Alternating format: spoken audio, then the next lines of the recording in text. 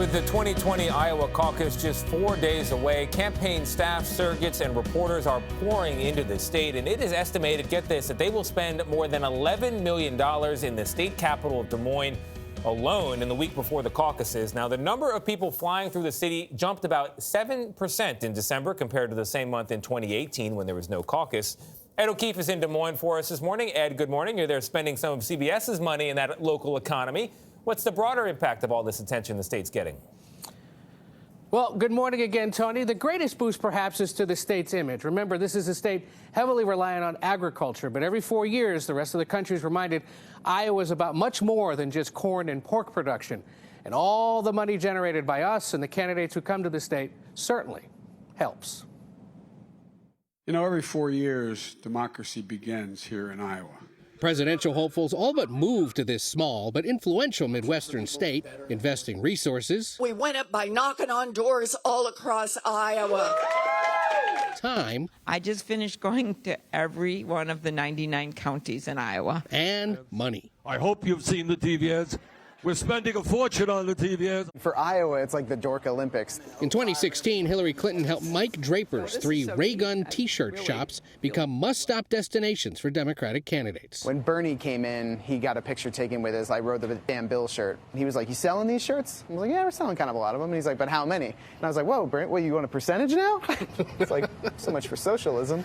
Give us a sense of what business would be like in a normal January? Hard to determine exactly when the best time to come to Iowa is, but it's not late January, which means the caucus is this enormous surge. January will be up 25% over a normal January from the caucuses. That's roughly the same bump in business seen by Carter Printing, which has been owned by Scott Hoyt's family for 4 generations. For us, it's probably 25 to 30% of our business. Yeah, it's always a nice bump. I think it helps us just fill in the gaps, especially when it's slow in the wintertime. Hoyt's union-run shop has been printing campaign material for Democratic candidates since the 1980s. Brochures, flyers, yard signs, stuff like that, lapel stickers, buttons. If you're running for president as a Democrat in Iowa right now, they're probably printing with you guys. More than likely, yes. Must have been a pretty good year.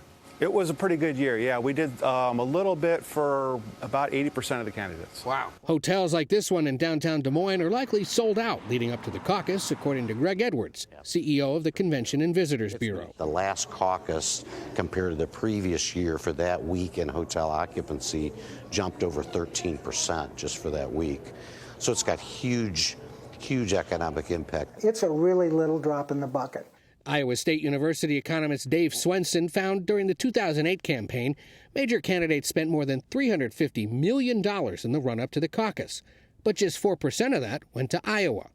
That's around $15 million in a state economy of more than $130 billion. It's perhaps comparable to hosting the NCAA regional tournament. If corn and soybean prices go up or down, the value of those kinds of changes dwarf the value of the caucuses. So visitor spending is focused mostly on big cities like here in Des Moines. Everyone we spoke to agreed that perhaps the biggest benefit is the free PR. The local Convention and Visitors Bureau estimates that last year, about $200 million in free advertising was generated by all the news coverage from across Iowa. And guys, we're here in Raygun this morning. While we were here, I did a little shopping and got you each a little gift from here in Iowa. So they make funny shirts all about the campaign. Tony? America This one's needs for you. journalists. America I like needs it. journalists. I like those. Anthony? What did I get? Anthony? Yes? Iowa, for some reason, you have to come here to be president. Okay, I like that. That's awesome. I like that.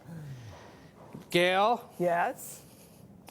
Someone in Iowa loves me. That one's for you. Oh, I like that. I like all of those, Ed. It's been my experience that free PR is never a bad thing. No. Free good PR, never Exactly. a bad thing. Thank you, Ed. Thank you, Ed. Thank you know how you to make very your much. anchors happy. Yeah, you do. We'll be right back. Bye.